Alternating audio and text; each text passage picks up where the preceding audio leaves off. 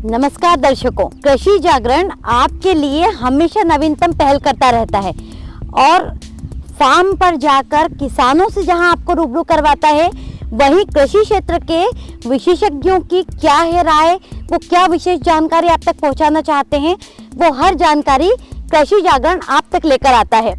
तो दर्शकों, इसी तारतम्य में आज कृषि जागरण की टीम पहुंची है हरियाणा के गुरुग्राम स्थित कृषि विज्ञान केंद्र में और यहाँ पर हम आज जो आपको विशेष जानकारी देने जा रहे हैं वो ये है कि मृदा परीक्षण तो आप सब करवाते हैं, लेकिन क्या मिट्टी के नमूने आपको कैसा लेना है, सॉइल मैपिंग किस तरह से करनी है, खेत में से कैसे इकट्ठा करना है आपको मिट्टी को और किस तरह की प्रक्रिया के साथ आप मृदा परीक्षण के लिए उन नमूनों को भेज सकते हैं, इस बारे में आज सारी विशेष जानकारी आपको देने वाले हैं एक मृदा विशेषज्ञ। नमस्कार दर्शकों, मैं श्रुति जोशी आपको रूबरू करवाने वाली हूं कृषि विज्ञान केंद्र के मृदा विशेषज्ञ से। तो बने रहिए हमारे साथ। आइए बात करवाती हूं आपकी कृषि विज्ञान केंद्र गुरुग्राम के मृदा विशेषज्ञ से। नमस्कार सर। नमस्कार मैम। स्वागत है आपका कृषि जागरण की इस विशेष पहल में। धन्यवाद। आप सबसे पहले हमारे दर्शकों को आपका परिचय दें और आप बताएं कि आज आप हमारे किसानों को क्या जानकारी देने वाले हैं। मैं डॉक्टर प्रगट सिंह, यहाँ कृषि विज्ञान केंद्र शिकोपुर गुरुग्राम में मृदा विशेषज्ञ मृदा विज्ञान यहाँ पे मैं कार्यरत हूँ और यहाँ पर हम किसानों से जुड़े हुए हैं। किसानों के यहाँ पे हम जाकर मिट्टी का कैसे नमूना लिया जाता है उनको बताते हैं, उनके सामने उनको तरीका करके दिखाते भी हैं। और उसके बाद मेरा यहाँ पे काम है, मैं जो भी सैंपल आते हैं, जो किसान लेके आते हैं या हम लोग लेके आते हैं, उसको हम मिट्टी की जांच करते हैं। मिट्टी के अंदर जो भी पोषक तत्व पाए जाते हैं उसकी जांच करके हम किसानों को रिपोर्ट देते हैं। और अब हम दिखाते हैं आपको कि हम मिट्टी का नमूना कैसे लेते हैं, उसका प्रॉपर तरीका क्या है, किस तरीके से किसान को लेना चाहिए, क्या क्या उसमें सावधानियाँ रखनी चाहिए और क्या क्या उसको उसमें हमें सैंपल लेने के लिए किस किस यंत्र की ज़रूरत पड़ती है, उसका पूरा डिटेल आपको बताते हैं। और मिट्टी का तरीका क्या है, उसको कितनी गहराई तक लेना है सैंपल को, वो सारा तरीका मैं आपको एक प्रैक्टिकली बताऊंगा। सबसे पहले तो मैं किसान भाइयों को बताना चाहूँगा कि उनको सैंपलिंग करने से पहले, मिट्टी का नमूना लेने से पहले उनके पास सबसे पहले एक खुरपी ज़रूर होनी चाहिए, क्योंकि खुरपी से जो हम खुदाई करके मिट्टी खुदाई करेंगे उसके बाद सैंपल लेंगे। और खुरपी में आपको किसान भाइयों को ये ध्यान रखना है कि इस खुरपी के अंदर जंग वगैरह, रस्ट वगैरह नहीं लगना होना चाहिए।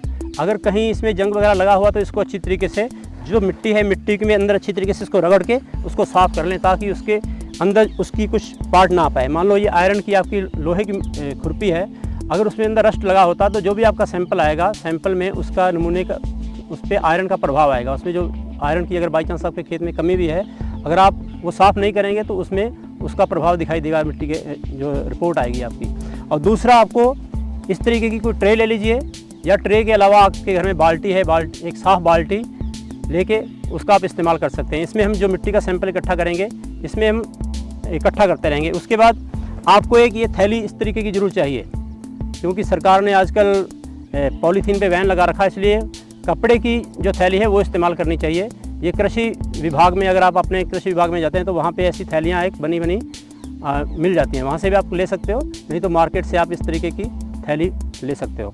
इसके अलावा आपको एक शीट चाहिए, जिस पे आप जितना भी मिट्टी का नमूना जितना इकट्ठा करेंगे वो सारा नमूना इसके ऊपर इकट्ठा किया जाएगा। और उसके बाद, क्योंकि हमें लैब में टेस्ट के लिए आधा किलो मिट्टी की ज़रूरत पड़ती है और हमारी मिट्टी ज़्यादा इकट्ठी जाती है, उसको कम करने के लिए हमें एक शीट की ज़रूरत पड़ती है। उसके ऊपर हम रख के मिट्टी, उसके बाद हम उसको कम करते हैं। कम करने का तरीका भी आपको अच्छी तरीके से बताया जाएगा। तो अब मैं स्टार्ट करता हूँ कि मिट्टी का सैंपल कैसे लेते हैं। सबसे पहले तो मैं किसान भाइयों को बताना चाहता हूँ कि अगर आपका 1 एकड़ का खेत है तो 1 एकड़ में कम से कम 10 से 15 जगह से सैंपल लेना चाहिए, क्योंकि एक पूरे एरिया को एक रिप्रेजेंटेटिव करने वाला, एक अच्छा प्रतिनिधित्व करने वाला सैंपल हमको मिलना चाहिए। ऐसा नहीं कि आपने 2 कोनों से ले लिया, एक बीच से ले लिया, तो उससे एक अच्छा हमें सैंपल नहीं मिल पाता है। हमें कोशिश करनी चाहिए कि पूरे एरिया का एक प्रतिनिधित्व करने वाला एक सैंपल हमारे पास आ जाए, ताकि हमें अच्छी रिपोर्ट मिले। उसके हिसाब से हमारी रिकमेंडेशन, जो भी हमारी खाद की रिकमेंडेशन है या जो भी हमारी सिफारिश आती है, वो हमें एक अच्छी रिपोर्ट मिल सके। तो सबसे अब मैं आपको तरीका बताता हूँ। अगर आपके खेत में आपने कोई दाल वाली फसलें बोना चाहते हो, तिलहनी फसलें या अनाज वाली फसलें बोना चाहते हो, तो उसके लिए किसान भाइयों को मैं बताना चाहता हूँ कि कम से कम 6 इंच गहरा गड्ढा आपको लेना है। कैसे लेना है आपको, ऐसे वी शेप में एक गड्ढा निकालना है। खुरपी लीजिए, खुरपी में दोनों तरफ से या फावड़े से भी आप ले सकते हो, इस तरीके से वी शेप का गड्ढा निकालना है।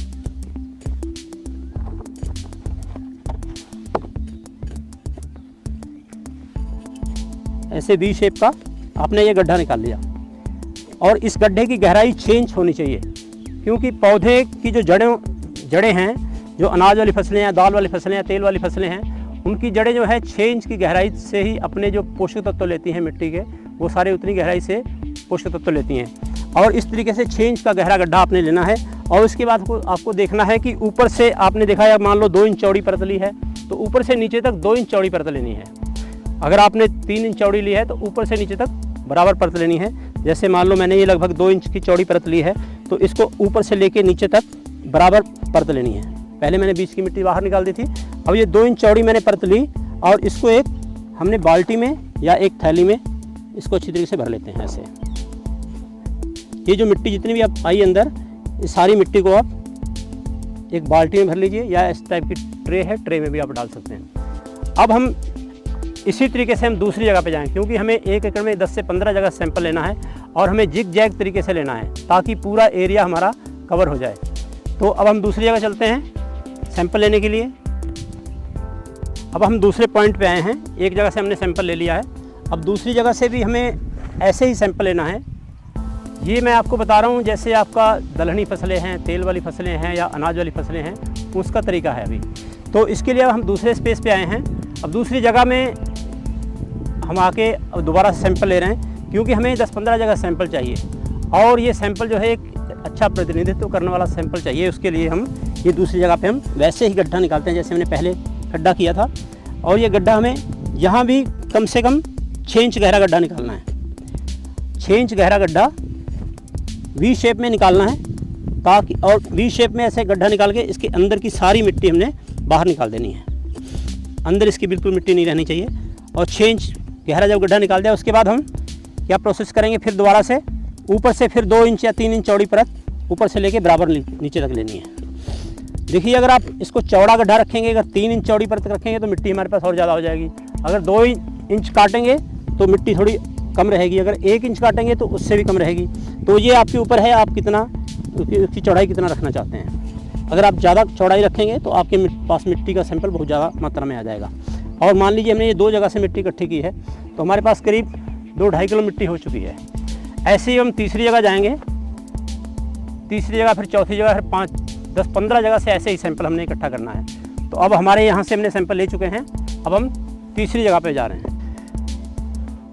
अब हम ये जिग जैग तरीके से जो मिट्टी का सैंपल लेने 2 जगह से हम ले चुके हैं, अब हम तीसरी जगह सैंपल ले रहे हैं। प्रोसीजर वही है जैसे हमने पहले किया है, गड्ढा निकालना है, 6 इंच गहरा गड्ढा होना चाहिए और ऐसे वी शेप में गड्ढा निकालना है। जैसे मान लीजिए इसके अंदर कोई पत्थर आया हुआ है, तो इसको पत्थर को पहले हमने निकाल देना है। अभी इस मिट्टी के सैंपल में कुछ आ गया या कोई लोहा आ जाता है, कुछ पत्थर आ गया, इसको निकाल दीजिए और आपने ऐसे 6 इंच गहरा गड्ढा निकालना है वी शेप का। अंदर से बिल्कुल गड्ढा खाली कर दीजिए और उसके बाद फिर आपको 2 या 3 इंच चौड़ी ऐसे ही परत लेनी है ऊपर से नीचे तक। और इस मिट्टी को फिर हमने इसी ट्रे में आपको भरते जाइए, ट्रे या बाल्टी जो भी आपने ले रखा है उसमें ऐसे आप मिट्टी इकट्ठे करते जाइए। ऐसे आपने ये 3 बार ले चुका हूँ। इसके बाद हमने इसके ऐसे ही हमने 14 से 15 बार मिट्टी कम से कम लेनी है। 1 एकड़ में जैसे एरिया हमारा एक जैसा है, तो 10-15 बार हमें मिट्टी ऐसे ही 10-15 गड्ढे खेत में निकालने हैं और ऐसे सैंपल लेके आपको इकट्ठे कर लेने हैं। अब हमने पूरे 1 एकड़ में 10-15वीं जगह से मिट्टी ले चुके हैं और 15 बार में हमारा ये पूरा हमारी ट्रे भर चुकी है। और ये 15 बार मिट्टी जो हमने 15 जगह से ली है, वो पूरे एरिया को कवर करते हुए ली है कि हमारा कोई एरिया छूटे ना, कोई कोना ना छूटे, कोई बीच का एरिया ना छूटे। और इस तरीके से हमने ये 15 जगह की मिट्टी इकट्ठी कर ली है। अब हम इसको कैसे कम करते हैं, क्योंकि हमें मिट्टी की जांच के लिए जहाँ पे हम सैंपल देते हैं नमूना लेने के लिए, एनालाइज करने के लिए, तो वहाँ पे हमें आधा किलो मिट्टी की ज़रूरत पड़ती है। तो इसको आधा किलो मिट्टी कैसे करेंगे, इसको कम कैसे करेंगे, उसका तरीका मैं आपको आगे बता रहा हूँ। तो अब हमने ये 15 जगह से मिट्टी इकट्ठी कर ली है, इसको हमने यहाँ पे ले आए हैं। उसके बाद हमें एक शीट की ज़रूरत पड़ेगी। शीट हमारी आप बिल्कुल प्योर होनी चाहिए, इसके अंदर कोई केमिकल या खाद वाली कोई शीट नहीं होनी चाहिए। या कई लोग खाद का कट्टा लेके उसमें करते हैं, लेकिन उसमें भी ऐसे बिल्कुल साफ़ होनी चाहिए, इसमें कोई केमिकल नहीं होना चाहिए। और दूसरा हमारे पास एक कपड़े की थैली होनी चाहिए जिसके अंदर हम सैंपल को इकट्ठा करके लैब के लिए भेजेंगे। अब हमने जो 15 जगह से मिट्टी इकट्ठी की है उसको हम इस साफ जो पॉलीथीन की शीट हमने बिछा रखी है इसके ऊपर हम इसको ढेरी करते हैं। और इसके बाद हम इस मिट्टी को, जितनी भी जो मिट्टी इकट्ठी कर रखी है, इसको हमें प्रॉपर तरीके से, अच्छी तरीके से मिक्स कर लेते हैं। दोनों हाथों से अच्छी तरीके से मिक्स करते हैं ताकि पूरी मिट्टी, जो भी सैंपल हमारे नमूने पूरे खेत से आए हुए हैं, वो मिट्टी अच्छी तरीके से मिक्स हो जाए। और इसमें जितना ही आप इसको अच्छा तरीके से मिक्स करोगे उतना ही आपके पास एक अच्छा रिप्रेजेंटेटिव सैंपल, अच्छा आपकी लैब के लिए बहुत अच्छा सैंपल मिलेगा। और इसमें जो भी इस टाइप के कूड़ा टाइप का होगा, घास वास, इसको आप बाहर निकाल सकते हैं। और इसको अच्छी तरीके से मिक्स करने के बाद इसको हम क्या करते हैं, इसको 4 हिस्सों में डिवाइड करते हैं। जैसे मान लीजिए अपने ये एक गोल ढेर बना लिया, ऐसे गोल ढेरी बनानी है।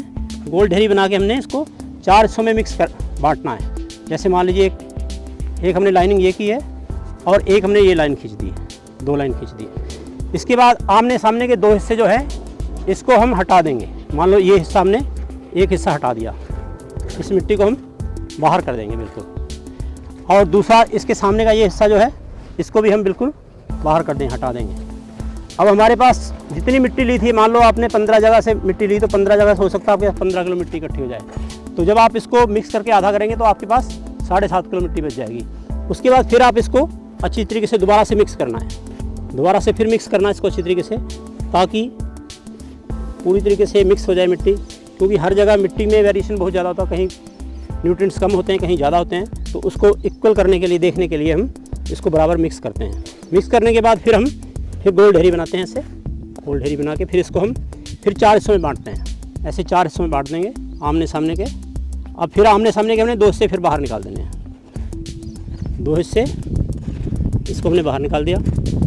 इधर से भी हमने दूसरा हिस्सा लिया, इसको भी हमने इससे बाहर निकाल दिया। अब ये मिट्टी बची है हमारे पास, इसको फिर दोबारा से मिक्स करते हैं। ऐसे हमारे मिट्टी थोड़ी थोड़ी कम करते हुए हमें आधा किलो मिट्टी तक जाना है। ऐसे ही हम इसको कई बार कम करेंगे, मिक्स करने के बाद फिर इसको कम कर देंगे। 4 हिस्सों में बांटेंगे दोबारा से। 4 हिस्सों में फिर हम आमने सामने के 2 हिस्से फिर निकाल देंगे इस मिट्टी को। अब हम इसको मिक्स कर लेंगे। मान लीजिए अब हमारे पास ये आधा किलो मिट्टी हमारे पास बची हुई है। हमने एक बहुत अच्छा सैंपल हमारे पास आ चुका है, क्योंकि हमने इसमें अच्छी तरीके से मिक्स करके जितने भी हमारे 1 एकड़ मिट्टी है, 1 एकड़ में लाखों ही कुंटल मिट्टी होती है, उसमें से हमने आधे एकड़ में, आधे किलो मिट्टी में ही सारी एनालिसिस करनी है। उसमें कितना nitrogen, phosphorus, potash, carbon, pH, EC, हमें इसी मिट्टी से एक रिप्रेजेंटेटिव सैंपल लेके इसी मिट्टी से पूरे क्षेत्र के बारे में हमें बताना है कि उसकी स्थिति क्या है, मिट्टी के अंदर कौन से न्यूट्रिएंट्स हैं। तो ये हमारे पास ये आधा किलो मिट्टी आ चुकी है। अब हम इस आधा किलो मिट्टी को एक साफ थैली लेंगे, कपड़े की थैली लेके इसको आधा किलो को मिट्टी को इसमें भरेंगे। और ये मिट्टी अब हमारे पास सैंपल लैब में जाने के लिए तैयार है। इसके बाद हम, मान लो आपके किसान भाई के 4 खेत हैं, तो चारों खेतों के अलग अलग सैंपल लेने पड़ेंगे। ये थैली हमारे पास तैयार है। इसके बाद हम किसान को इसके ऊपर पूरी अपनी डिटेल लिखनी है। अगर उनके पास मार्कर पेन है तो अच्छी बात है, मार्कर से इसको मार्किंग कर देंगे। नहीं तो एक पेंसिल से, क्योंकि अगर आप पेन से लिखते हो तो उसका मिट जाता है। पेंसिल से एक पेपर के ऊपर अपना नाम, किसान का नाम, किसान के पिता का नाम, गांव का नाम, उसका मोबाइल नंबर और आपके खेत का नंबर। अगर आपके 4 सैंपल हैं तो चारों खेतों के अलग अलग नंबर होने चाहिए, ताकि पता चल जाए आपको कि कौन सी रिपोर्ट है और किस खेत की रिपोर्ट है। तो इसलिए जैसे मैं किसान का नाम यहाँ पे लिख रहा हूँ, हमारा कृषि विज्ञान केंद्र का सैंपल है ये, तो मैं कृषि विज्ञान केंद्र लिखूँगा यहाँ पे। कृषि विज्ञान केंद्र, गांव शिकोहपुर है तो शिकोहपुर।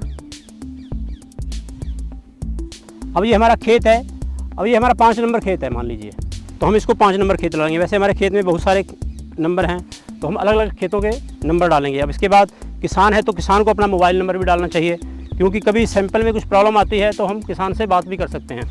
और इसमें एक ब्यौरा ये भी देना चाहिए कि किसान इस खेत में पहले कौन सी फसल थी और कौन सी फसल बोना चाहता है। मान लीजिए इसमें पहले हमारी गेहूँ थी, तो हमारी पूर्व फसल जो होगी वो गेहूँ हो गई, फसल है हमारी गेहूँ।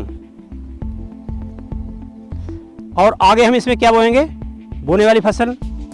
अब हमने इसमें बाजरा की फसल बोनी है, तो हम इस पर लिख देंगे बाजरा, क्योंकि जब हमारी हम लैब में किसी में जाएगी तो उसमें पता चलेगा कि आपको, क्योंकि बाजरा की रिक्वायरमेंट अलग है, आप अगर उसमें अरहर बोना चाहते हैं तो अरहर के लिए अलग रिकमेंडेशन आती है।